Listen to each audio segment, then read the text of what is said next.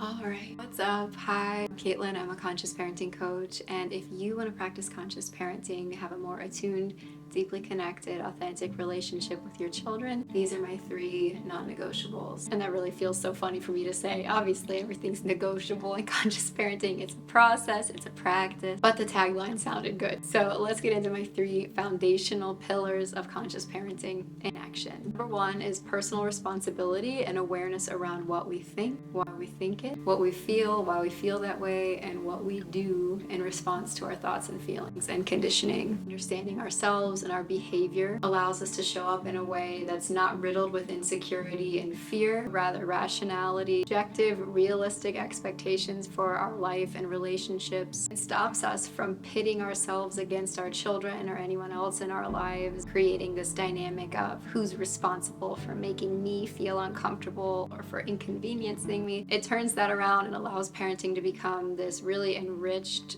life experience in which we're constantly growing and changing, operating less and less from a place of fear and survival and more from a place of deep-rooted confidence, high self-esteem, and connection. Number 2 is curiosity and playfulness. Not only viewing the child as a whole person, but developing this deeper sense of wonderment about them and their experience is what's going to allow you to have a true relationship with them, or really any person. I get that expression wonderment from Harville Hendrix. I love his book, Getting the Love You Want. But when we're curious about our child and their behavior, it can tell us a story about what's going on. It can also lead us back to that rational place that I mentioned earlier, where we can investigate what's developmentally appropriate. Are our expectations realistic? Do they make sense? Are they fair? As well as getting to the root of what needs need met, whether they're connection-based needs or just physical needs that are contributing to the behavior in front of us. It allows us to connect with our children in a much deeper way, and in turn allows us to connect with ourselves in a much deeper way when we start to evaluate our own behavior and understand that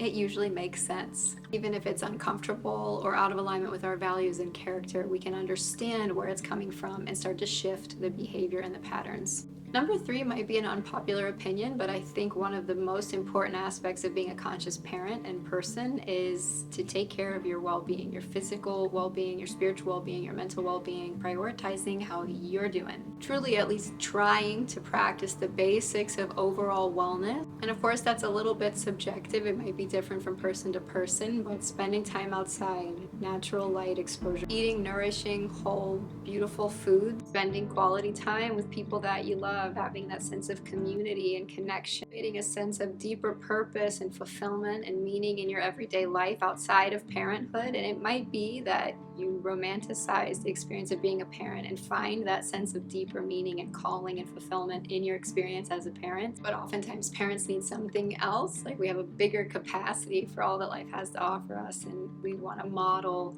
living out our special gifts that we've been given to our children for them to see. Prioritizing our gut health, which partners with our mental health, our serotonin, our hormonal health, and the health and well-being of our nervous system, which really is the most impactful aspect of practicing conscious parenting, for allowing our body to catch up with all the things that we're learning, all the tools that we're honing in on. If we've been wired to operate in survival mode, fight, flight, fawn, or freeze, intense reactivity, whether or not that looks like explosive behavior or shutting down, numbing out, disassociating. Rewriting those patterns will take time, but it's also going to happen at a physiological level. And we need to support our body in order to do that, in order to operate in a more peaceful, present way. Our body can't be like, help me, I'm all discombobulated. Overall wellness is a huge integral piece to being a conscious person and parent, and it's also a really beautiful, important thing to be modeling to your children, which really brings me back full circle to number 1, that personal responsibility piece, which I really did these in